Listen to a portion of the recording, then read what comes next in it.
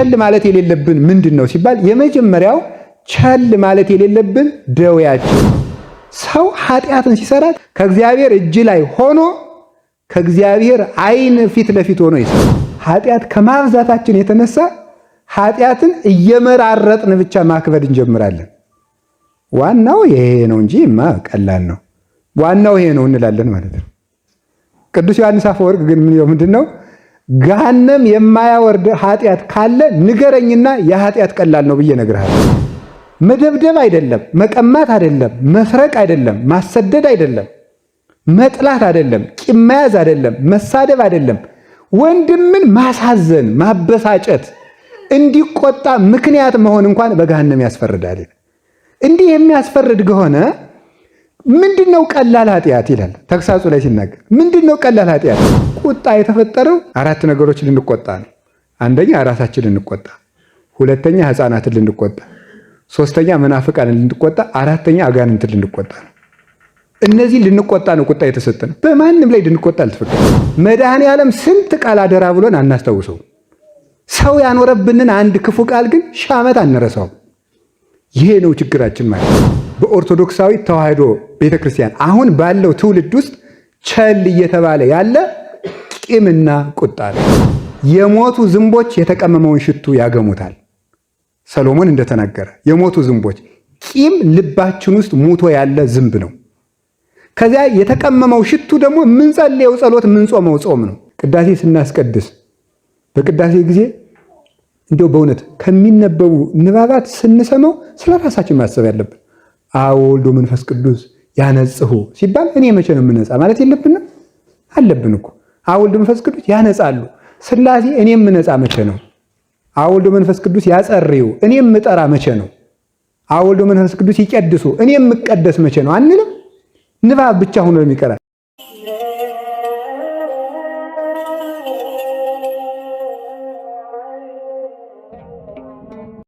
አብ ወወልድ ወመንፈስ ቅዱስ አሃዱ አምላክ። በስመ አብ ወወልድ ወመንፈስ ቅዱስ አሃዱ አምላክ። በስመ አብ ወወልድ ወመንፈስ ቅዱስ አሃዱ አምላክ። በባህሪው ሞት በመንግስቱ ሽረት የሌለበት ቅድመ ዓለም የነበረ ዓለምን በጌትነቱ ከሃሊነት የፈጠረ ዓለምን በቸርነቱ የሚመግብ ዓለምን አሳልፎ የሚኖር የባህሪ አምላክ ቅዱስ እግዚአብሔር በሀብት ስቦ በረድኤት አቅርቦ በቅዱስ ቦታው ስለሰበሰበን እስከዚህም ቀን ስላደረሰን ስሙ ለዘላለም የተመሰገነ ይሁን። ድህነት ያገኘንባት የእግዚአብሔር እናታችን ወላዲት አምላክ ቅድስት ድንግል ማርያም፣ ቅዱስ መስቀሉ፣ ቅዱሳን መላእክት፣ ቅዱሳን ነቢያት፣ ቅዱሳን ሐዋርያት፣ ቅዱሳን ሰማዕታት፣ ደናግል፣ መነኮሳት፣ ሁሉም ቅዱሳን እግዚአብሔር ያከበራቸውን ስማቸውን እናመሰግናለን። በረከታቸው ይድረሰን።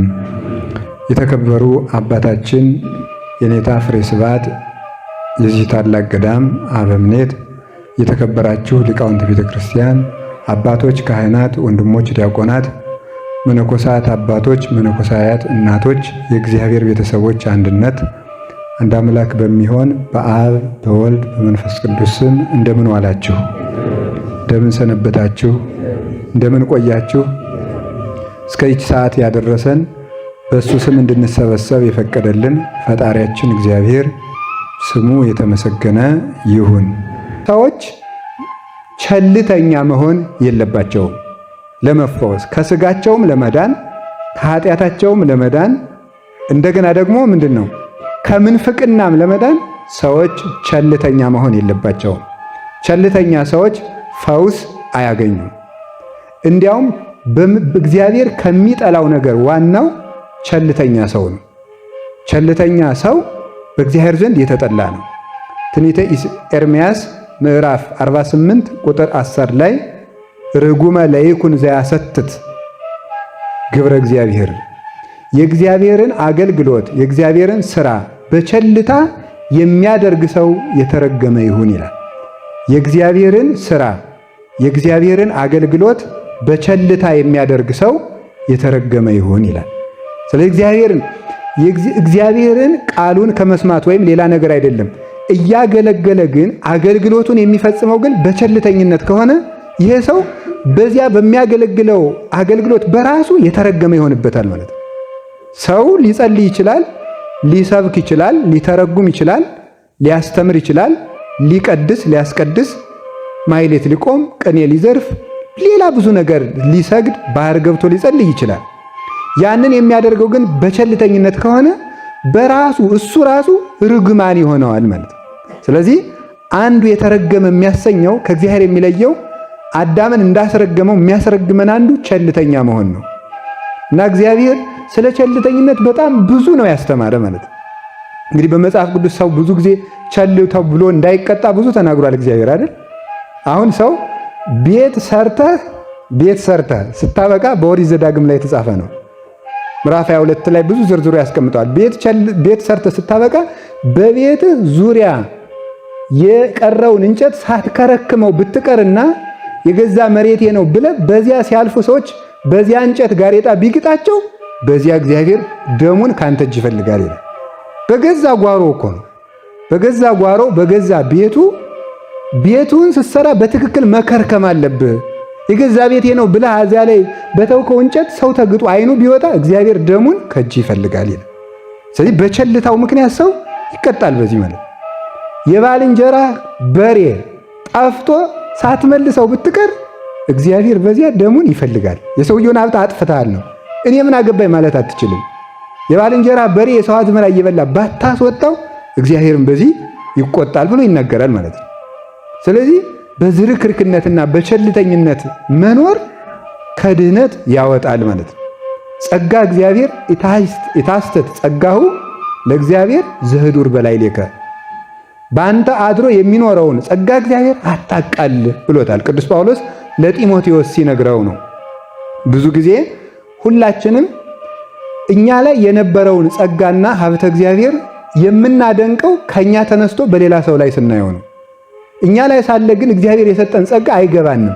ምን ውስጥ እንዳለን ሁሉ አንረዳም። ሳለ ቀሊል ነው የሚባለው ለዚያ ነው ማለት ነው። የሀገራችን ገበሬ እኮ ከሌላው ሀገር ሊቅ ይበልጣል። በእጅ የያዙት ወርቅ ከመዳብ ቁጥር ነው። ሲያጣው ነው ሰው የሚያደንቀው ማለት ነው። ሲያጣው ያደንቀዋል። ለሔዋን ገነት ውስጥ ለአዳም ገነት ውስጥ የነበሩ እጽዋት ቀላል ነበሩ። ኋላ ግን መገኛቸው 5500 ዘመን አድክመው በሬ ቢታረድ ወይፈን ክች አልተከፈተችም። የበግ መስዋዕት ቢቀርብ የወይፈን መስዋዕት ቢቀርብ አባቶቻችን ቢሰግዱ አዳም ራሱ ደሙን አፍሶ አጥንቱን ጨምሮ አጢሶ ለእግዚአብሔር ቢያቀርብ እንኳን ገነትን መክፈት አልተቻለው። እንደ ዋዛ ያጣነው ነገር በብዙ ድካም እንኳን መመለስ አይችልም። አምላክ ብቻ መስዋዕት ሲሆን ነው ይሄ የተመለሰው ማለት ነው። በክርስቶስ በመድኃኒታችን በኢየሱስ ክርስቶስ ብቻ። እንደውም ተመልከቱ ትንቢተ ኢሳይያስ ላይ ነቢዩ ኢሳይያስ አንድ ብቻ ወሬኩ ብእሴ መካሂልና ዘይወፅ እምኤዶም ከኤዶም የሚወጣ የሚመካ አንድ ሰው ነበረ፣ ልብሱም ቀይ ነበር ይለዋልና ልብሱ ቀይ ወይን እንደሚረግጥ ሰው በሀገራቸው ወይን ሲረግጡ ወይኑ እየተፈነጠቀ ልብሳቸው ይነካቸውና ልብሱ ቀይ ይሆናልና ለወይን እንደሚጨምቅ ሰው ልብሱ ቀይ የሆነ ከኤዶም የሚወጣ አንድ የሚመካ ሰው አየሁ እና ያንን ሰው ልብስህ ለምን ቀላ ብዬ ጠየቅኩት ይላል ኢሳይያስ። ልብስህ ለምን ቀላ ብዬ ጠየቅኩት፣ እሱም ምን አለኝ ይላል ባሶራን የለበሰ አየሁት ይላል። ባሶራን የለበሰ ባሶራ ምን እንደሆነ እናየዋለን በኋላ። ባሶራ የለበሰ ልብሱ ቀይ የሆነ አየሁ። ለምን ቀላ ስለው እስራኤልን የሚዋጅና የሚቤዥ እንደሌለ ባየሁ ጊዜ እኔ ልብሴ እንዲቀይ ይሆን አለኝ ይላል። ያ ብእሲ መካ የተባለ ኢየሱስ ክርስቶስ ነው። ብእሲ መካ የሚባል ምዕመናንን በጌትነቱ በኃይሉ ዘስልጣኑ ዲበ መትከፍቱ በጌትነቱ አድኖ በሰውነቱ ዋጅቶ በዲያብሎስ ላይ የሚመካ ዝንቱ ውእቱ ኢየሱስ ክርስቶስ ዘተሰቅለ ዘቦቱ ጸጋማይ የማና የኮነ ወታይታይ ከመዘላይ ላይ ወዳሃራይ ከመዘቀዳማይ ብሎ በዲያብሎስ ላይ የሚመካበት ባሶራ ማለት ስጋ ነው። ስጋን የለበሰ እርሱ ነው። ለምን ቀላ ማለት ደምህን ያፈሰስክ ምን ሆነ ነው ብለው ሌላ ሰውን የሚያድን እንደሌለ ስላወቅኩ እኔ ደሜን አፈሰስኩ አለኝ ይላል። መልክዓ ኢየሱስን ደግም ለገቦከ ብለን እንላለን። ሰላም ለገቦከ አዘቅተ ስጋዌ ፍሉህ እንተ እምኔሁ ተውበ ፈልፈለ ቅዱሳት ወንጽ ኢየሱስ ክርስቶስ ዘኢሳይያስ መካ ብሎ ኢሳይያስ የተናገረልህ አንተ ነህ ብሎ ምን አለ? አማስተራይከ በልብሰ ባሶር ቀይህ መልአከ ሞት ተሰጥመ በላህ። ስጋ ለብሰ በተገለጥክ ጊዜ መልአከ ሞት ተሰጥመ በላህ፣ በልቅሶ በሐዘን ሰጠመ። ስለዚህ የኢሳይያስ መካ የምትመካው አንተ ኢየሱስ ክርስቶስ አንተ ነህ። እንተ እምኔሁ ተውበ ፈልፈለ ቅዱሳት ወንጽህ፣ የንጽህናና የቅድስና መሰረት የሚሆን ማየገቦና ደመገቦ ለተገኘበት ጎን ሰላምታ ይገባል ብሎ ደራሲው የሚያመሰግነው ብሉይና ሐዲስን ዮሐንስ ወንጌል ምዕራፍ 19ና ኢሳይያስን አስተባብሮ እንተ እምኔሁ ተውበ ፈልፈለ ቅዱሳት ወንጽህ ብሎ ዮሐንስ 19 ላይ ደመገቦና ማየገቦ የቅድስና የንጽህና የጥምቀት መሰረት የሚሆን መፍሰሱን ያጠይቃል።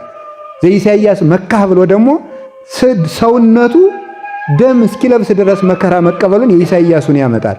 ስለዚህ እንደዋዛ የታጣ ነገር የአምላክ ስጋ ዋጋ የአምላክ ደም ፈሶበት አምላክ ዋጋ ተደርጎ ተከፍሎበት የተገኘ ሆነ እና ቸልታ፣ ሁሉን ነገር ቸል ማለት፣ የተሰጡትን መክሊት፣ የቆሙበትን ቦታ፣ የተሰጡትን አደራ ቸል ማለት እግዚአብሔርም መጨረሻ ላይ ቸል ይላል።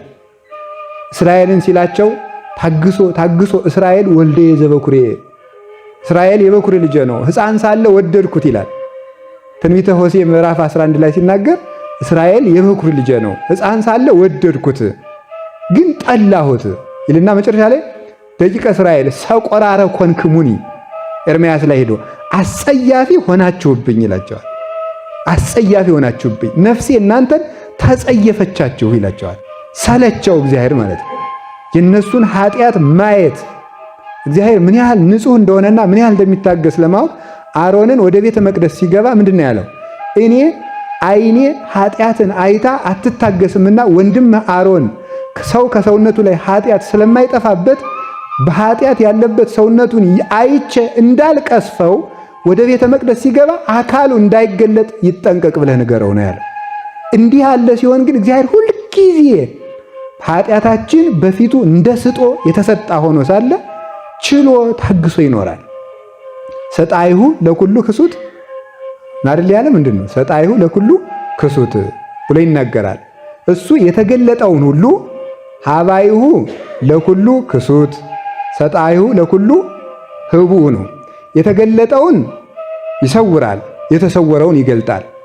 ሰው ኃጢአትን ሲሰራ ከእግዚአብሔር እጅና ከእግዚአብሔር እጅ ላይ ሆኖ ከእግዚአብሔር ዓይን ፊት ለፊት ሆኖ ይሰራል። በትንቢተ ኤርምያስ ምንድን ነው ያለው? እስራኤል እናንተ እኮ እኔ እጅ ላይ ናችሁ፣ ልጣላችሁ ወይ ይላቸዋል፣ ልወርውራችሁ ወይ ብሎ ይናገራቸዋል። እና ቸልተኝነት እግዚአብሔርን ትዕግስቱን ምሕረቱን ሳይቀር ቸል ማለት በእግዚአብሔር ዘንድ ያስወረውራል፣ ያስቀጣልም። ያን ነው ቸል ማለት የለብንም። በስጋም በነፍስም ለመዳን ቸል ማለት የለብንም። ቸል ማለት የሌለብን ምንድን ነው ሲባል የመጀመሪያው ቸል ማለት የሌለብን ደዌያችን ነው። ሲራክ ሲናገር መጽሐፈ ሲራክ ምዕራፍ 38 ቁጥር 9 ላይ ወልዴ ኢትጸመም ደዌከ፣ ልጄ ደዌህን ቸል አትበል ይላል። ወጸልይ ሀበ እግዚአብሔር ወውቱ ይፈውሰከ፣ እግዚአብሔር እሱ አንተ እሱን ብትጸልይ ውቱ ይፈውሰከ፣ እሱ ያድንሃል፣ ስራይን ይሰጣል፣ ይቅርታን ይሰጣል። ስለዚህ ደዌህን ቸል አትበለው። እንዲያውም ቸል ማለት ምን ማለት ነው? አንዳንድ ጊዜ አሁን ኃጢአት ሲበዛ ምን ይሆናል መሰላችሁ? ኃጢአት ከማብዛታችን የተነሳ ኃጢአትን እየመራረጥን ብቻ ማክበድ እንጀምራለን። ዋናው ይሄ ነው እንጂ ቀላል ነው፣ ዋናው ይሄ ነው እንላለን ማለት ነው። ቅዱስ ዮሐንስ አፈወርቅ ግን ምንድን ነው? ገሃነም የማያወርድ ኃጢአት ካለ ንገረኝና የኃጢአት ቀላል ነው ብዬ እነግርሃለሁ ይላል። የትኛው ነው?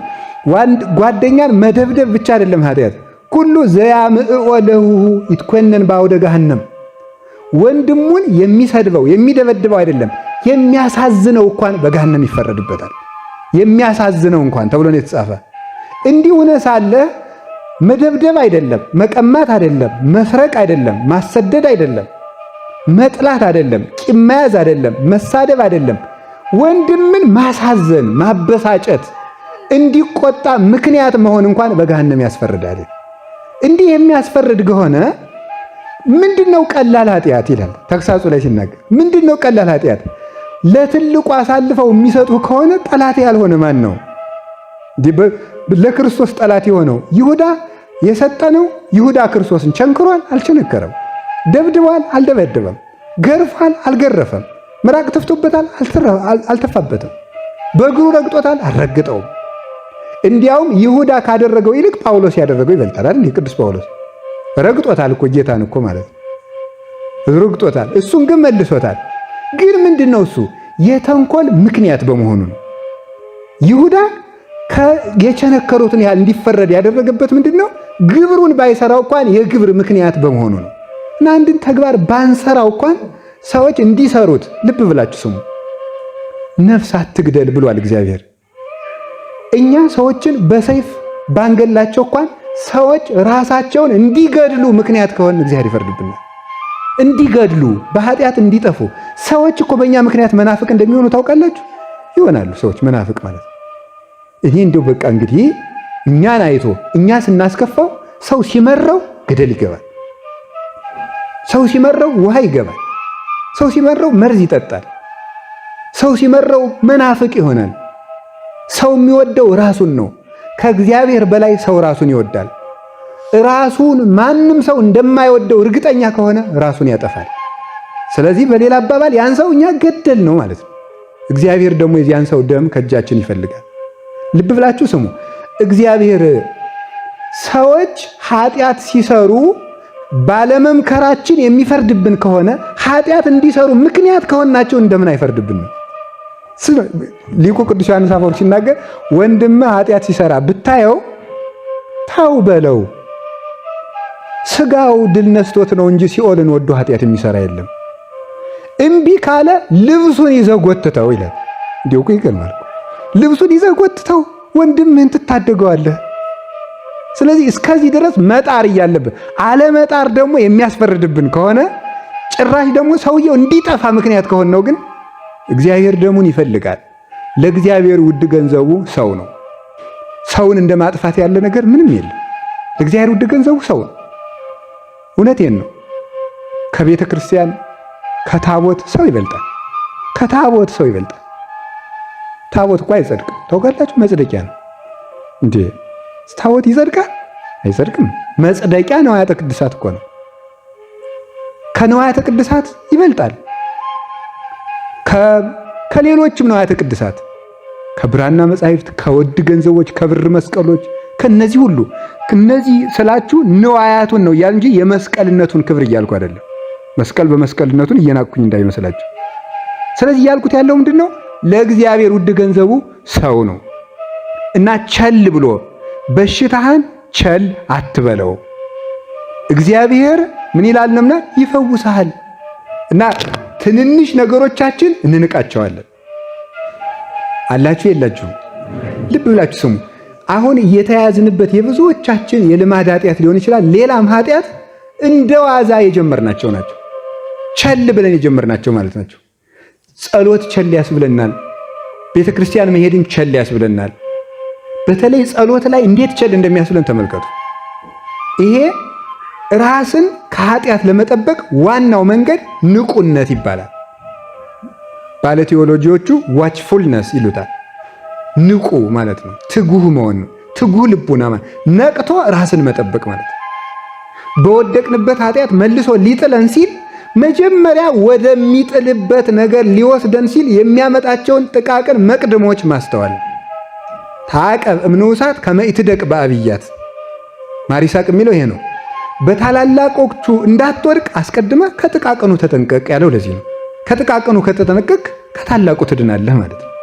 ስለዚህ በሽታህን ቸል አትበለው። ብዙዎቻችን ቀላል ይመስለናል። አሁን ብዙዎቻችን ቁጣችን ያውሬ ነው፣ የተኩላ ጠባይ ማለት ነው። በቃ ዝም ብሎ በቅልስልስነት የተሸፈነ ተኩላነት ያሳዝናል። እንደ ቁጣ ያለ ጋኔን የለም። ደግሞ እግዚአብሔር ቅዱስ ዮሐንስ አፈወርቅ ኤፌሶንን ሲተረጉም ኤፌሶን ምዕራፍ 4ን ሲተረጉም ተሞ የተአብሱ የሚለው ዘእንበለ ይርብ ፀሐይ አቁርሩ መዓተክሙ የቅዱስ ዳዊትን ወስዶ ነው የተናገረው። ተቆጡ ግን አትበድሉ ብሏል። እና ስለ ቁጣ ሲናገር ቁጣ የተፈጠረው 4 ነገሮች ልንቆጣ ነው። አንደኛ ራሳችን ልንቆጣ፣ ሁለተኛ ሕፃናትን ልንቆጣ፣ ሶስተኛ መናፍቃንን ልንቆጣ፣ አራተኛ አጋንንትን ልንቆጣ። እነዚህ ልንቆጣ ነው ቁጣ የተሰጠን። በማንም ላይ ልንቆጣ አልተፈቀደልን። ታዲያ ግን እኛ ተፈቅዶልን የሚመስለን ባለፈው አንዲት እናት ነግረውኛል። ከአንድ ገዳም የመጡ እናት ናቸውና የገዳሙን ስም አልጠራውም፣ ገዳሙ እንዳይከሰኝ ማለት ነው። እና ምን አሉ? በእኛ ገዳም አሉኝ። ከሌላ ገዳም ነው የመጡ፣ እዚህ እንዳይመስላችሁ፣ እውነቴን ነው። በእኛ ገዳም ኃጢአት የሚመስለን ዝሙት ብቻ ነው አሉ። ኃጢአት የሚመስለን ዝሙት ብቻ ነው። ከዚያ ውጭ ግን እናቶች ቢጠፉ አባቶች ቢጠፉ ግድ የሚለው ሰው የለም። የሚጠነቀቅ አባም የሚጠነቀቀው እሟይ ብቻ እንዳታሰናክለው ወደዚያ ጅልኝ ማለት ነው። እሟይ የምትጠነቀቀው አባ እንዳያሰናክላት ብቻ ነው። ነገር ግን ስለ ፍቅር ግድ የሚለው ሰው የለም። ቢያጓጉር ቢሞት አረሰ የሰውዬ ነገ መናፍቅ ሊሆን ይችላል፣ ከሃዲ ሊሆን ይችላል፣ እንቅፋት ይገጥማል ወይ ምንም ማሰብ የለም። እና እኔ እየተናገርኩ ያለሁት ምንድን እንደሆነ ታውቃላችሁ?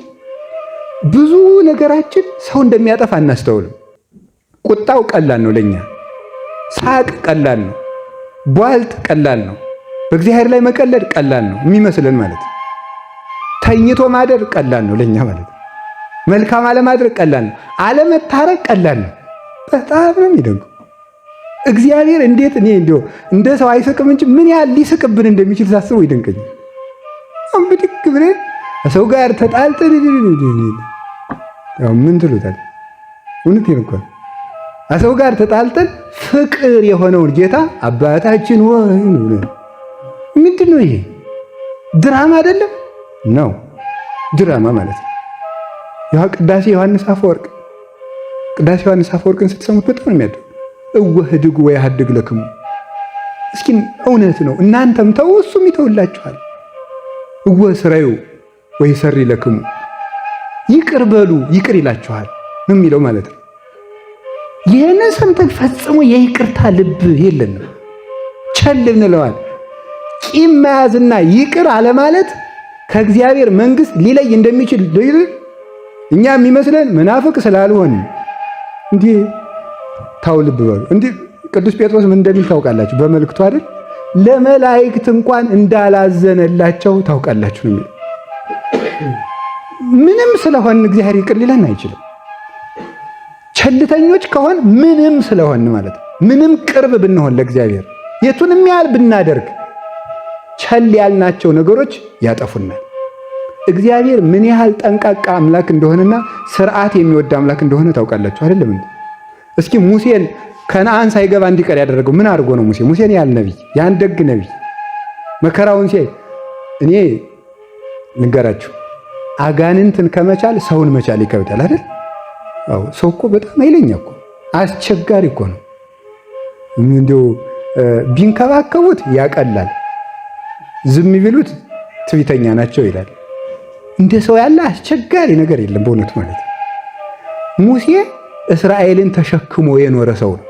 እንደ እስራኤል ያለ ደግሞ መናጢ ሰው የለም። እሱን ያህል ሙሴን ያህል ነቢይ የእግዚአብሔር ባለሟል ሙሴ ህሩዩ ነው የሚለው መጽሐፍ ራሱ። የእግዚአብሔር ምርጡ የእግዚአብሔር ባለሟሉ ሙሴ እሱን ራሱን እግዚአብሔር ከነዓን ሳይገባ እንዲቀር ያደረገው በምንድን ነው? በቸልተኝነት ነው። በቸልተኝነት ሙሴ ውሃ፣ ሙሴ ውሃ፣ ሙሴ ውሃ፣ ሙሴ ውሃ አጨቅጭቁኝ ሁላችሁ ብሎ ሰጣቸው። አፍልቆ ማለት ነው። ሁልጊዜ ውሃይቱን ሲያጠጣ ምንድነው? ንሴብሖን አዘምሮ ነው። ይችን ውሃ የሰጣችሁን እግዚአብሔርን አመስግኑ ነው። የዚያን ቀን ግን ሁላችሁ ጠጡ ማለት የውሃው ባለቤት እኔ ነኝ ማለት ነው። ምን አለው እግዚአብሔር? በሕዝብ ፊት አላከበርከኝምና ወደ ምድረ ርስት ታያታለህ እንጂ አትገባም ማለት። ለሙሴ መንገድ ሙቶ ቀረ ማለት። በዚያች ቃል እኮ ነው፣ ምንም አላጠፋም ማለት። እና ሰው ጌታችን ኢየሱስ ክርስቶስ እምቃልከ ትጸድቅ ወእምቃልከ ትትኮነን፣ ከቃል የተነሳ ይፈረድብሃል፣ ከቃል የተነሳ ትድናለህ። ሞት ወሕይወት ውስተ እደ ልሳን፣ ሕይወትም ሞትም በአንደበትህ እጅ ነው አለ የማቴዎስ ወንጌል ምዕራፍ 12 ቁጥር 31 ላይ። ሕይወትም ሞትም በምን እጅ ነው? በምላስህ እጅ ነው ብሎ ተናግሯል። ስለምንናገራት ነገር መጠንቀቅ አለብን። ስለ ጊዜያችን መጠንቀቅ አለብን። ስለተሰጠነው መክሊት መጠንቀቅ አለብን። እስቲ ልብ ብላችሁ ያዙ። ቅዱስ ጳውሎስ ጢሞቴዎስን ያህል ጳጳስ በአንተ ላይ ያለውን ጸጋህን አታቃል ብሎ ከመከረው እኛማ ምን ያህል መመከር አይገባንም? ማንም ሰው የተሸከመው ነገር ምን እንደሆነ አለማወቁ ከማይገባው ቦታ ላይ ወርዶ እንዲገኝ ያደርገዋል። ምን እንደሆነ ባለማወቁ ማለት የሀብቱ መጠን እግዚአብሔር በሱ ላይ ምን ያህል የምሕረት እጁን እንዳስቀመጠ ለነፍሱ ለውሳጣዊ ሕሊናው ባለመረዳቱ መጠን ተፍገምግሞ ኃጢአትን እየተናደደ ይሰራታል ማለት ነው። ውለታ እግዚአብሔር መርሳት በኃጢአት ላይ ኃጢአትን ያስጨምራልና ይህንን ነው ልጄ በሽታህን ቸል አትበል። እስኪ በሉ ልጄ በሉ ምንን ቸል አትበል? በሽታህን ቸል አትበል። አሁን በቅዱሳን ጸሎት በእናቱ ልመና ራሱ ስላፈሰሰው ስጋውና ስላፈሰሰው ደሙና ስለቆረሰው ስጋ ታግሶን ሊሆን ይችላል። ግን ቸል አትበለው። እግዚአብሔር አንድ ቀን ጸጋውን ያነሳል። ለመላእክት እንኳን አራራላቸውም ያለ አሁን እንግዲህ መቼስ ምን ቢያጠፋስ እንዲሁ መቼስ ሳጥናኤል አይደል አይልም ኑሯል እግዚአብሔር መጋረጃ ገላጩን ይሄን ዋናውንም እንዴት አደርጋለሁ መቼስ ምን ቢበድል አይል ወሮሮ እኮ ነው የጣለው። እሱን እንኳን ቢሆን ማለት ነው ቅዱስ ጴጥሮስ ቢሆን መመለሱ ጠቀመው እንጂ እግዚአብሔር እያፍሮ ለባይል በእንተ ብዕሉ።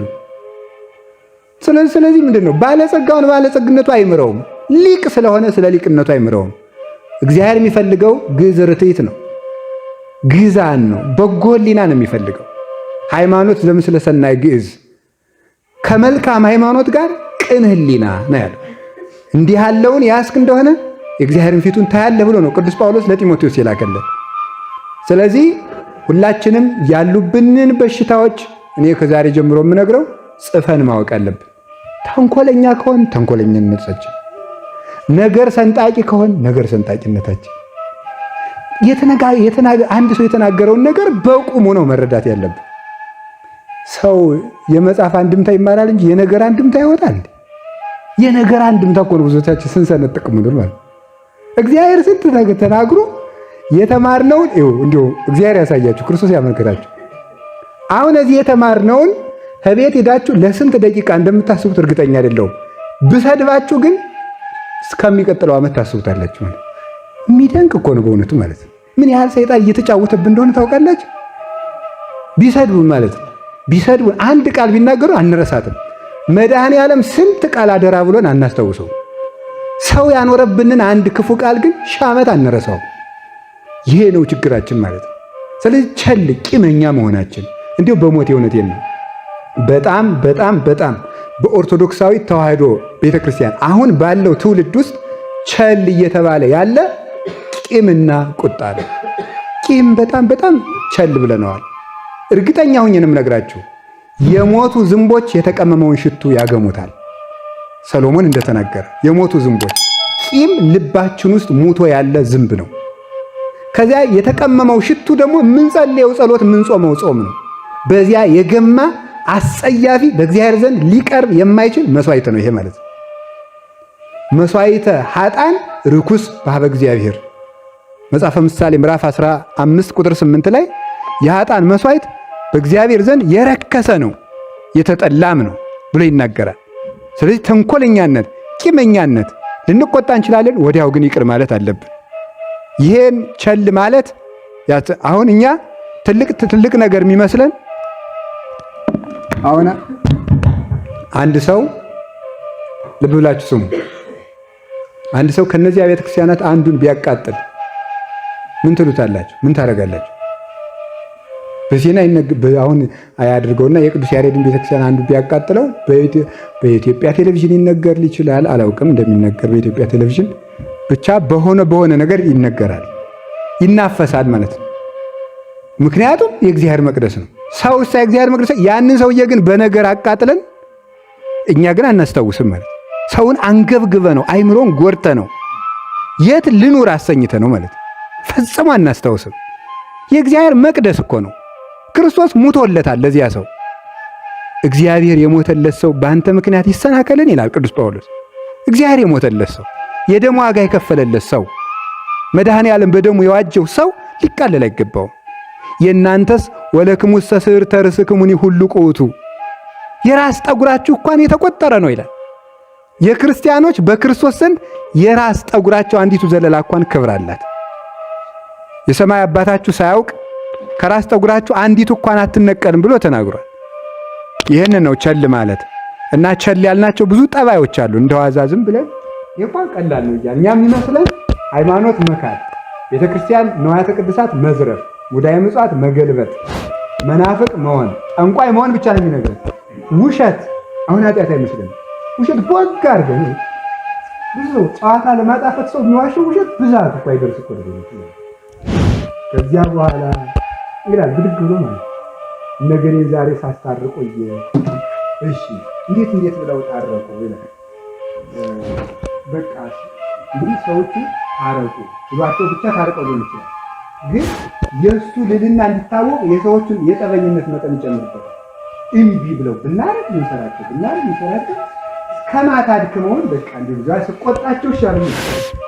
ይህን የሚያደርገው ምንድነው? የእሱ ክብሩን ለመናገር ውሸት ይጨምርበታል ሰው እና ያቺ ደግሞ ሐሰት ቀጥታ ሐሰተኛ ሰው እግዚአብሔር እውነት ስለሆነ ከእግዚአብሔር ጋር ተቃራኒ ነው የሚቆመው። የዲያብሎስ ጓደኛ ነው ማለት ነው። ውሸት ኃጢአት አይመስለንም፣ እንዲሁ ዝም ብለን ለምደነዋል ማለት ነው። ተንኮል ኃጢአት አይመስለንም፣ ቂመኝነት ኃጢአት አይመስለንም። እና አሁን እንግዲህ አንዳንድ ሰው ደግሞ ምን እንደሚል ደግሞ ልንገራችሁ። አሁን እኛ ጠፍቶን ነው ይሄ ነው አልጠፋህ እንግዳ ምን ሆነ ነው እንዲሁ እኮ አይደረስ እኮ ነው። እንዲያውም ቅዱስ ዮሐንስ አፈወርቅ ምን አለ አንድ ጊዜ ሲያስተምር፣ በየጊዜው ተመሳሳይ ስብከት እየሰበክ የምትጨቀጭቀን ለምንድን ነው ትሉኛላችሁ? ካልተስተካከላችሁ ነገ ቢላዋውን በደንብ ስየው እመጣለሁ ይላል። አሁን አንድ ሰው እዚያ ድርሳኑ ላይ የሚናገር አለብራን ቢተረጉም አንድ ሰው እሺ ሃበሉ ጨምሩ ስንት ሆነ? 4 እሺ 7 ሙልት። እሺ በጣም ጥሩ። አሁን አንድን ሰው 7 ዓመት ሃን አስተማር። 7 ዓመት ሃን አለየም። አይ እንግዲህ ማመችስ ባይለያት 7 ዓመት ሙሉት የሚለው ሁ እንላለን አንልም። 7 ዓመት ካለየ ምን እንለዋለን? በሉ አሁን እንግዲህ እኛ እኮ መታረቅ እንደሚገባ እናውቃለን ብላችሁ ካልታረቃችሁ ነገ እኔ መጥቼ ምን እላለሁ? ታረቁ በሉ በቃ ይሄው ነው ማለት ነው። ትምህርት እንድንለወጥ እኛ መለወጥ ነው ያለብን አይደል? አሁን እኮ ሌላ ብዙ የቤተ ክርስቲያን ምስጢራት እኮ አሉ። ልብ ሰቅለው ነፍሳችን የሚያረሰርሱ የቤተ ክርስቲያን ምስጢራት አሉ። እነሱም መማር ሲገባን ስለ ድክመቶቻችን የምንማረው ስላልተለወጥን ነው። ብንለወጥ ሌላ ምስጢር እንሰማ ነበረ። ስለዚህ ጌታችን ቸል አትበል፣ በሽታህን ቸል አትበለው። በሽታህን ቸል አትበል። በሽታውን አንደኛ ዝም ብሎ ይዞ መኖር አንዳንድ ጊዜ፣ ሁለተኛ ደግሞ ምን ማለት ነው? አፍኖ መያዝ። እንዲሁም አሁንም የቅዱስ ዮሐንስ አፈወርቅን ቃል አመጣለሁ። ይሰማል እንተው አይደል? ምን አባቱ ካልተሰማ እሺ በጣም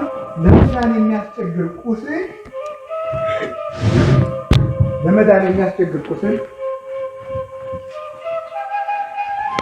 አስቸጋሪ ቦታ ላይ ያለ ቁስል ነው ይላል። ከዚህ በኋላ ማብራራት አይገባም አይደል?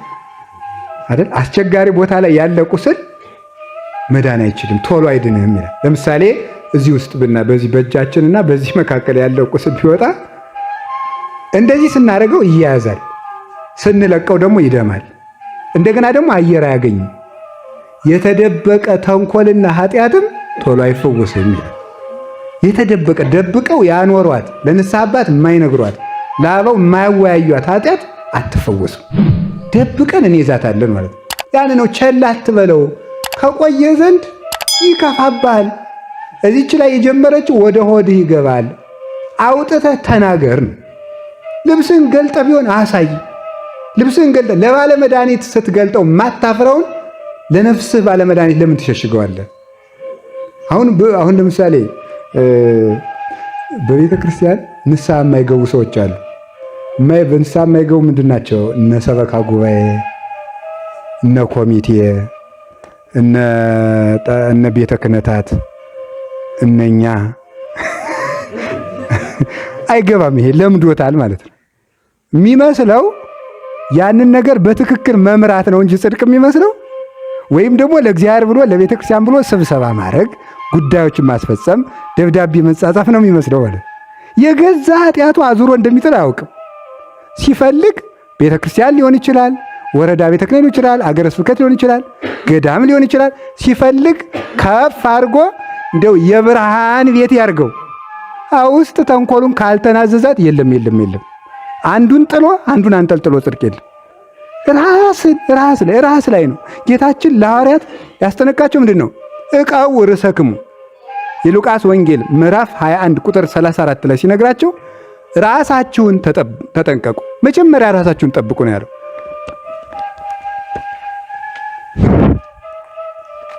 እስካን ጥያቄ እንጠይቃችሁ። አንድ ሰው ጣና ገብቶ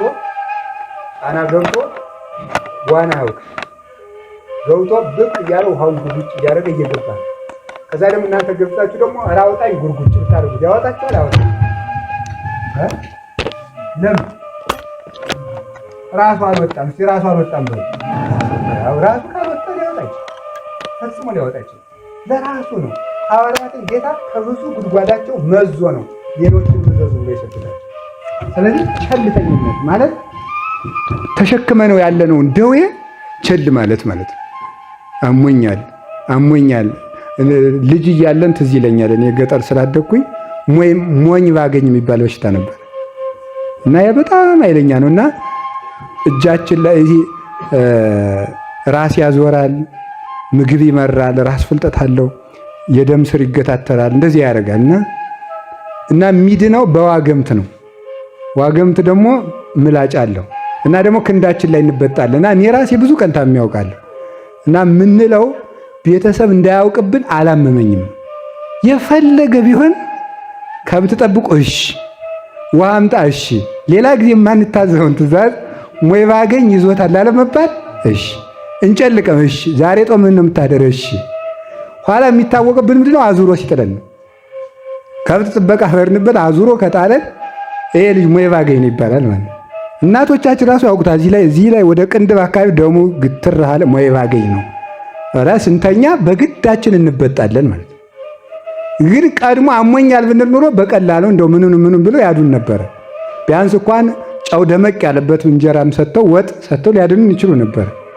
ቀድሞ ቸል ያልነው ነገር አዙሮ ሲጥለን ታወቀ። ዋገምቱ ጫር የሚባለው ኋላ በግዳችን ፈንቅሎ የሚወጣ ነገር ይደረጋል እና በቀላሉ በሽታህን ቸል አትበል። እስኪ በሉ በሽታህን ምን አትበል?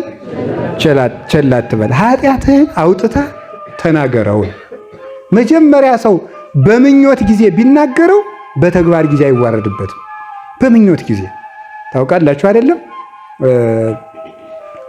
አንድ በገዳም የሚኖር ሁልጊዜ የሚነሳ ሰው ነውና ደቀ መዝሙር ነውና ረድ ነው እና ገዳሙ አንዳንድ ቀን እየደበቀ አንዳንድ ሴት እያመጣ አንዲት ሴት ናት ኧረ እንዲያ ይላል። ኃጢአት ይሰራል ማለት ነው እና ሲሰራ የገዳሙ መነኮሳት ያውቁበታል እና ሄደው ለአባ መቃርስ ይሄ ሰውዬ እንዲያረገ ነው ብለው ነገሩት። አይ ውሸት ነው አላቸው። ውሸት ነው አላቸው። በኋላ ጠብቀው ስትገባላቸው እሱም ያስደንቃል፣ እነሱም ያስደንቃሉ። እሱም ያስደንቀው ኃጢአቱን ሰውሮ እንዲያማረጉ ነው። እነሱ የሚያስደንቁት ደግሞ ሰው እኮ ራሱን ለማዳን ሰው ለመክሰስ የሚሮጠውን ያህል አይሮጥም። ሰውን ለመክሰስ ያን ያህል ይሮጣሉ። ሮጡና ዛሬ ገብታለች ና እንሂድ አሉት። አባ መቃርስ ሄደ። ሲገባ ቅርጫት ደፋባት። አባ መቃርስ ከቅርጫቱ ላይ ቁጭ ብሎ መንጋ ውሸታም እስቲ ፈልጉ የት አለች? እዚያች ስር እንዳለች ያውቃል አባ መቃርስ ማለት ነው። ፈልጉ እስኪ ይላል። ተፈለገች አልተገኘች። ውጡ፣ ሁለተኛ በወንድማችሁ ላይ ተፈርዱና ብሎ እንዲህ አይነት ደግሞ ሐሰት ብሎ አባሮ ልጄ እንደምን እውነት እኖራለህ አለው። አባቴ በእርሰው ጸሎት ጦር ጠፍቶልኝ እግዚአብሔር የተመሰገነ ይሁን። የአንዳንድ ሰው መጸድቅ አያችሁ፣ ተመስገን ነው ይላል አንዳንድ ሰው ማለት ነው። እና ጦር ጠፍቶልኝ በእርሰው ጸሎት አለው። አንተስ በጎ እኔን 80 ዓመት ሙሉ ይቀጠቅጠኛል አለው። ስለዚህ ልጄ እግዚአብሔር ሳይገልጥብህ ራስህን ግለጥ አለው። ሲበሉ እግዚአብሔር ሳይገልጥብህ በሉ ማን ግለጥ አለው? ራስህን ግለጥ አለው። ራሱን ገለጠ። አረ እንግዲያስ እርሶ የተቀመጡባትም ሴትዮይቱ ናት አላቸው።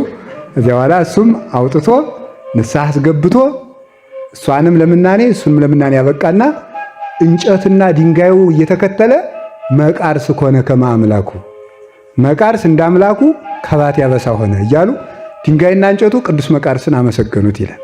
ለምን? ገመና ሸፍኖ ለድነት ስላበቃው ማለት ነው። አንዳንዱን ሰው እንዲሁ አይተን ብናልፈው በሌላ ቀን የሚስተካከል ሰው አለ።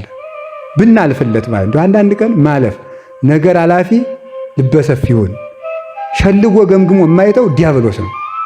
አሁን አንዳንዱ ሰው ረቡዕ ጠዋት እንደው በሁለት ሰዓት ብሎ ጉርስ ሲያደርግ ልታዩት ትችላላችሁ። ከዚያ በኋላ ያንን ሰው ሩጦ ነው መጥፋት የዚያለት ማለት ነው። ካያችሁት ሽሮ በልቶ ከሆነ ሌላ ቀን ስጋ ይበላል እልክ ይዞት ማለት ነው። አላወኩብህም ካሉት ግን ይስተካከላል። በሌላ ቀን ግን ከዓመት ከሁለት ዓመት በኋላ እኔ እኮ የዚህ ቀንም አይቼ ነበር እንደው ትቼ ነው እንጂ ካሉት ግን ለካ ይወዱኛል ማለት ነው። ይህንን እያወቁ ነው የቻሉኝ ብሎ ደግሞ አልቅሶ ንስሐ ይገባል ማለት ነው። ሰው ሲታገሱት ተሸክመውኛል ብሎ ካሰበ ሰው ይመለሳል። እና ለሰው የድነት በር መስጠት ይገባል። ይህ የፍልስጤም ወታደሮች እንኳን እኮ የቅዱስ ዳዊት ወታደሮች ውሃ እንዲቀዱ አረ እነዚህ የወንድ በር እንስጣቸው ብለዋል። የወንድ በር እንስጣቸውና ቀርተው ይዱ። አንዳንድ ጊዜ እንደው ለሰው ማለፊያ እንስጠው። አይተነውም እንኳን ጠላት እንኳን ቢሆን ማለፊያ ከሰጠነው ጅብ ታውቃላችሁ? ጅብ የሚነክሰው ማምለጫ ሲያጣ ነው።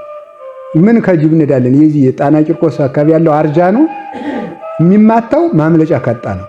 አርጃኖ ፈሪ ነው። እንዲያውም ማለዳ ስናወጋ ነበር። ትናንት ነው መቼ ነው ያየ? ዛሬ ነው አይተነው እሳቸው ጋር እንዲያው አርጃኖን ፈሪ ያደረገ እግዚአብሔር የተመሰገነው ስንል ነበር። ምክንያቱም ፈሪ ባይሆን አናታችን ብሎ ሊገለን ነበር። ግን አርጃኖ ካያችሁት እንዲያው አይግባኙ በዚህ ኮሽ ካለ ማለት ነው። ግን ማምለጫ ካጣና ፊት ለፊቱ ከደረሳችሁበት በጅራቱ ቀርድዶ ይጥላል ማለት ነው። ሰውንም ማምለጫ ከነሳ ነው ያጠፋል። ሰውን እንዲያመልጥ አላየውብህም ማለት አንዳንድ ቀን ጥሩ ነው። ገመና መሸፈን ጥሩ ነው። እዚያ ያንን ሰው እናስተካክለዋለን። እና ቸል ግን እየነሳን ያለ ነው። እኛ ሰዎች ይሸፍኑልን እንጂ እኛ ግን እግዚአብሔር ሳይገልጥብህ በሉ አንተ ራስህን ምን በል ራስህን ግለጥ። አያችሁ ራሳቸውን ያልገለጡትን ፈሪሳውያን ምንድን ያደርጋቸው? እግዚአብሔር ገለጠባቸው አይደለም? መምህር ይችን ሴት በዝሙት ዘናታል ምን ትሆን? አዋዘዘ ሙሴ ከምትወገር በምን ሙሴ በድንጋይ ትወገር ትላለህ፣ አንተ ምን ትላለህ አሉ። ከእናንተ ኃጢአት የሌለበት ይውገራት። የራሳቸው ኃጢአት እዚህ ላይ ተጻፈ። ራሳቸውን ያልገለጡትን ምን አደረጋቸው? ገለጠባቸው። ሰው የገለጠባትን ደግሞ ሰወረላት። እንዲህ ነው ያደረጋት ማለት ሰው የገለጠባትን ሰወረላት። ራሳቸውን የሰወሩትን ደግሞ ገለጠባቸው። ቢያነሳ የለም ወተርፈ እግዚእ ኢየሱስ ባይቲቶ ደግ ሰው ክርስቶስ ብቻ ቀረ ነው ትርጉሙ እኮ። ሁሉም ምደው ክርስቶስ ብቻ ቀረ ሲባል ደግ ሰው የተገኘ ክርስቶስ ብቻ ነው ማለት ነው። እሱ ብቻ ሲቀር ሌላው ሄዷል። ኋላ ያችን ሴት ምን እንዳለ አይቴ ሀለው እለ ይኮንኑኪ ያላት። የሚከሱሽ ሰዎች የት ናቸው? የዚህ ትርጉምን ማለት መሰላችሁ? እነሱ አንቺን በዝሙት ይዘናታል ብለዋል። አንቺ ስለ እነሱ ኃጢአት ምን ታያለሽ ነበር ጥያቄ። ምንድን ያለችው? አልቦ ዘእሬይ የማየው ሰው የለም ማለት እኔ ስለ እነሱ ኃጢአት አላውቅም ነበር መልሷ። እንግዲህ አውስ አላት ደግሞ አልፈርድብሽም ሂጂ ማለት አንቺ በኃጢአት ከሰውኛል ብለሽ እኔም ልክሰሳቸው ስላልሽ እኔ ደግሞ በአንቺ አልፈርድብሽም ማለት። እያችሁ የሰወሩትን ገለጠባቸው። አልፈርድም ያለችውን ደግሞ ሰወረላት። ክርስቶስ የሚያድነው በሰው ካልፈረድ የራሳችን ካወጣን ነው። ስለዚህ የጠቢብ ሰው አይን በራሱ ላይ ነው ብሏል ሰሎሞን።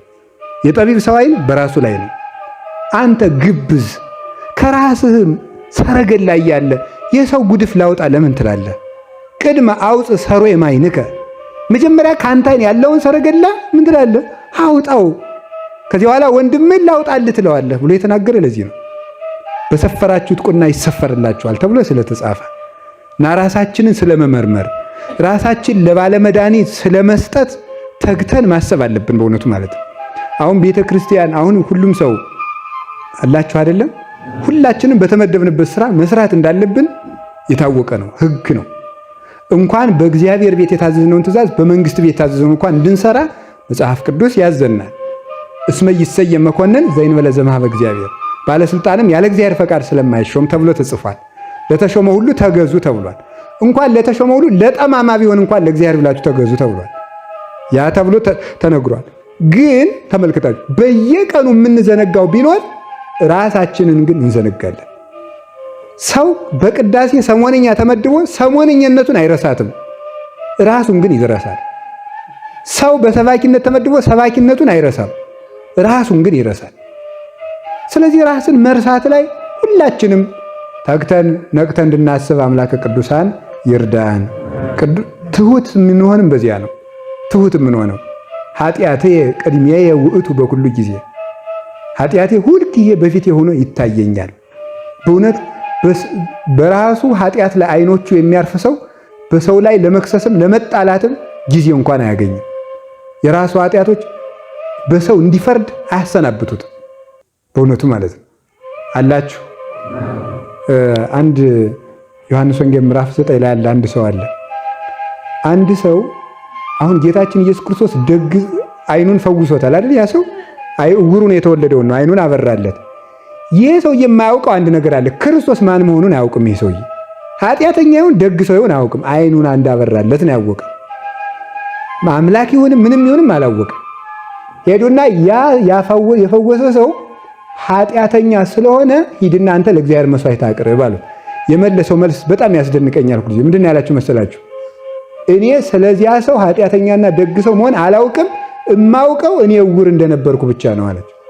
አያችሁ፣ እኔ የማውቀው ዕውር መሆኔንና እሱ እንዳዳነኝ እንጂ ሰውየው ማን መሆኑን አላውቅም ነው ያለው። ማለት የራሱ ዕውርነት የሚገባው ሰው አይናማ ነው። የራሱ ዕውርነት የማይገባውና ስለሌሎች መታወር የሚያስብ ሰው ግን የእሱ አይን ተደርግሞ ጠፍቶ የሌሎች አይን ተንሸዋረረ ብሎ የሚያስብ ሰው እሱ ራሱ የባሰበት ዕውር ነው። ያንን ዕውር ነው አምህርተ ዕውራን ብሎ ጌታ የተናገረ የዕውራን መሪዎች ያላቸው ማለት ዕውር ተመሪው ዕውር እናንተም ዕውር ያላቸው ፈሪሳውያን ሕዝቡን ከዕውርነት እናወጣለን እያሉ ራሳቸው ግን የተለሰኑ መቃብራት ናቸው። ዕውራን መሪዎች ናቸው። የመንፈስ ቅዱስ የመንግሥተ ሰማያት በር ዘጊዎች አንትሙሰ ይትበው ወለለሰ ይበው ተከልእወሙ እናንተም አትገቡ ለሚገቡትም በር ላይ ቁማችሁ መንግሥተ ሰማያትን ትዘጋላችሁ አላቸው። ይሄንን ነው የነገራቸውና ዕውር ነኝ ሲል አያችሁ፣ ተመልከቱ። አይናማ ነኝ ቢል ክርስቶስ አይመጣልም። ዕውር ነኝ ሲል ክርስቶስ ተገለጠለት። ተአምንሁ በወልደ እግዚአብሔር አለው መጥቶ በእግዚአብሔር ልጅ ታምናለህን? መኑ ውእቱ ወልደ እግዚአብሔር ከመ እመን ቦቱ አምንበት ዘንድ ወልደ እግዚአብሔር ማን ነው? የሚያነጋግርህ ነው አለ። እዚያ አመነበትና ሰገደለት። ዕውር ነኝ ያለ ክርስቶስን ያያል። አይናማ ነኝ ያለ ከክርስቶስ ይኮበለላል፣ ይወገዳል። ዕውር ነኝ ጌታ ምንድን ነው ያለው? እኔም አለ አይናማ ነን የምትሉት እናንተ እንድታዩ አይደለም የመጣሁት አለ። ዕውራንኑ ነን አሉት። እኛ ዕውራን ብትሆኑማ ኃጢአት ባልሆነባችሁ ነበር፣ ግን እናያለን ትላላችሁ አታዩም አላቸው። ዕውራን ብትሆኑ በደል አይሆንባችሁም ነበረ፣ ግን እናያለን ትላላችሁ አታዩም። ጤነኛ ነን ትላላችሁ ጤነኛ አይደላችሁም አላቸው። ስለዚህ አንድ ሰው እንደታመመ እንኳን ሊገባው ይገባል። ሰው ታሞ ጤነኛ ነኝ ካለ ምን ይባላል? ጌታ ምንድን ያለ ህሙማን ይፈቅድ ወላቃቤ ሥራይ ወአኮ ጥዑያን የሚለውን ሲተረጉሙ ሊቃውንቱ ህሙማን ለሆኑ ኃጢአተኛነታቸው ለሚረዱ መጣሁ እንጂ ጤነኛ ነን ለምትሉ ለእናንተ አልመጣሁም ነው ያላቸው። ጤነኛ ነን ለምትሉ ባለመድኃኒትን በሽተኞች እንጂ ጤነኞች አይፈልጉትም ያላቸው። ጤነኛ ነን የምትሉ እናንተ አትፈልጉኝም። ምክንያቱም ይኸውላችሁ ለሞላ ብርጭቆ ውሃ እንደማይጨምሩለት ማለት ነው። ቢጨምረው ከማፍሰስ በቃው ላለ ሰው ክርስቶስ አይጠጋውም፣ በቅቷልና። ለራሱ ከበቃው ለራሱን ብሎ ይተዋል፣ ራሱን ለራሱ ይተዋል። ክርስቶስ ራሳችን ለራሳችን እንዳይተወን ራሳችን ለክርስቶስ ማዋረድ ይሄ ነው። በሽታህን ቸል አትበል። የለመደብንን ልማድ ይዘነው የቆየነውን ኃጢአት ጠባዬ ነው ያልነውን ጠባይ ክፉ አመል ያንን እንዲሁ እኮ ያው ገሌ ጠባዩ ነው መባል የለብንም። ይህ ጠባያችን ነው እንዴ? ጠባያችን አይደለም። አርባዕቱ ጠባያ ፍጥረቱ ለአዳም የሰው ጠባዩ እኮ መሬት፣ ውሃ፣ ነፋስ ነው እንጂ ተንኮል ጠባዩ አይደለም። ገሌ እንደው አመሉ ነው ይባላል አንዳንድ ሰው ማለት አመላችን እንዲሆን መፍቀድ የለብንም እና እግዚአብሔር ያንጻን ሁላችንም። አሁን እንደ እውነቴን ነው ቅዳሴ ስናስቀድስ በቅዳሴ ጊዜ እንደው በእውነት ከሚነበቡ ንባባት ስንሰማው ስለ ራሳችን ማሰብ ያለብን። አብ ወልድ መንፈስ ቅዱስ ያነጽሁ ሲባል እኔ መቼ ነው የምነጻ ማለት የለብንም? አለብን እኮ። አብ ወልድ መንፈስ ቅዱስ ያነጻሉ ሥላሴ፣ እኔ የምነጻ መቼ ነው? አብ ወልድ መንፈስ ቅዱስ ያጸርዩ እኔ የምጠራ መቼ ነው? አብ ወልድ መንፈስ ቅዱስ ይቀድሱ እኔ የምቀደስ መቼ ነው አንልም። ንባብ ብቻ ሆኖ የሚቀራ ልክ ተመልከቱ። ጻዳ ኦፍ እንዳለው ሊቁ ጻዳ ኦፍ ኢየሩሳሌም ወጥቶ በአይሁድ ራስ ላይ በሮ ጥላውን ጥሎባቸው አለፈ ይላል። ጥላውን ጥሎባቸው አለፈ። ጻዳ ኦፍ ቃለ እግዚአብሔር እየተነገረ እኛ ላይ ጥላውን ጥሎ ያልፋል እንጂ ከምንሰማው ነገር እንጠቀም ዘንድ አናስብም። እና ስለ ራሳችንን ማሰብ ተግተን ማሰብ እንዴት ያለ መልካም መሰላችሁ። ከቃሉ ጋር ናችሁ። እና ስለ ራሳችን ማሰብ ጥሩ ነው። አሁን እንገራችሁ ስለ ራሳችን ቁጭ ብለን እናስብ። ሁልጊዜ እንዲሁ በቀን 10 ደቂቃ እንኳን አይኖረን ቢያንስ ምን ማድረግ እንችላለን? 2-3 ጊዜ ልጠቁማችሁ። 3 ጊዜ አንደኛ የማታ ጸሎታችንን ጨርሰን ከመተኛታችን በፊት ስለ ራሳችን ማሰብ አለብን። እኔ ማን ነኝ? ከየት አንስቼ እዚህ ደረስኩ? አሁን ምን እያደረግኩ ነው? አሁን ያለሁበት ህይወቴ ወዴት ያደርሰኛል ብለን ማሰብ አለብን። አንድ ኋላ ደግሞ ተነስተን ይትነሳ እግዚአብሔር ወይ ዘረው ጸሩ ይትነሳ እግዚአብሔር ወይ ዘረው ጸሩ ብለን ለጸሎት ተነስተን አማትበን አቡነ ዘበሰማያት ብለን ስለ ራሳችን ማሰብ አለብን። ጸሎታችን ጨርሰን ማሰብ አለብን። ጸሎታችን እንደጨረስ ሰው ማድረግ ያለበት ሰው ጸሎቱን እንደጨረሰ ወሬ የሚጀምር ከሆነ ይላል ስንክሳር ላይ ያለ አንድ አባት የተናገረው ጸሎት እንደጨረሰ ወሬ የሚጀምር ሰው መብራት አብርቶ በታላቅ አውሎ ነፋስ መሃል የሚያልፍ ሰው ይመስላል። ጸጋው ይወሰዳል። ማድረግ ያለበት መጀመሪያ ጸሎት እንደጨረሰ ቅዱስ መጽሐፍ ገልጦ ነው ማንበብ ያለበት። ለምን ሲባል ያን ጊዜ አይኖቹ በጸሎት ስለተገፈፉለት የኃጢአቱ ሞራ በጸሎት እንደጨረሱ የሚያነቡት ምስጢር በሌላ ጊዜ ከሚያነቡት ይበልጣል። ስለዚህ ጸሎት እንደጨረሰ መጽሐፍ ቅዱስ ወይም ከቅዱሳት መጽሐፍት ያነባል። ቀጥሎ ስለራሱ ያስባል። በጸሎት ዘግቶ ወደ ስራው ይሄዳል ማለት ነው። ይህንን ማሰብ ስለ ራሳችን ማሰብ ይገባናል ማለት ነው። ራስን መርሳት ሰውን ማንም የቆመ ቢመስለው በሉ እስኪ በሉ አሁን እስኪ እግዚአብሔር ያሳያችሁ። አሁን በአገር ላይ ያ ችግር አለ፣ በቤተክርስቲያን ላይ ችግር አለ። አሁን ምንድነው ችግሩ? እንደው በዚህ ዘመን ሲባል ሰው እንደው ዝም ብላችሁ ጠጋ ብላችሁ አውጉት። ኢትዮጵያው እንደዚህ የሆነች ቤተክርስቲያን እንደዚህ የሆነች ምንድነው ግን ብትሉ እነማን ናቸው እንደሚያደርጉት? ምን ሲኖዶሱ ፓትርያርኩ ምን እንደዚህ እንትን ቤተ ክህነት ምን ጥሩ አባት የለ ገዳማቱ ተበላሽተው ምናምን ነው የሚል እኔ አይልም። ፈጽሞ ስለራሱ አያስብም። የኔ ክፋት ነው ኢትዮጵያን ያበላሽ የሚል ሰው አለ የለም። እንትና እንዲህ አድርገው እያለ ለሌላው እየዘረዘረ ራሱን አጽድቆ ይኖራል ማለት ነው። እና አንዳንድ ጊዜ ጣዕመ ቢስ ልንገራችሁ። ይሄ የፀሐይ የጨረቃ የከዋክብትን ኑሮ ነው የምንኖረው። ፀሐይ ከምታበራው መብራት ምን ትጠቀማለች? ጨረቃ ከምትበራው መብራት ምን ትጠቀማለች? ኮከብ ከሚበራው መብራት ምን ይጠቀማል? ጣና ከሚንጓለለው ማይበሉ ምን ይጠቀማል? ጅል ሰው እኮ ነው የሚመስል ጣና አንዳንድ ጊዜ አይደል? በእርግጥ ጸበል ነው እንዲሁ ስታዩት፣ ግን ጠዋት የወሰደውን እምቦጭ ማታ ደግሞ ዞት ይመጣል። እንደ ጅል ማለት ነው። እንደኛ ማለት ነው አይደል?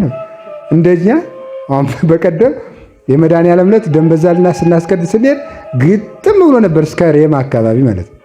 ስንመለስ የለም። ደግሞ ነገ ያመጣዋል መጋቢም ሲሉ ነበር። ቆይ ደግሞ አላ ያመጣዋል ሲሉ ነበር ማለት ነው። አሁን እኛም እንደዚያ ነን። ትናንትና የበተንነው ዛሬ ስንሰበስብ አይደግመኝም ያልነውን እንደ እምቦጭ ዙረን ደግሞ ስንሰበስብ ነው የምንኖረው እኛ ማለት ነው። አሁን የጣና ድካሙ ምንድነው? ምንድነው የሚያተርፈው?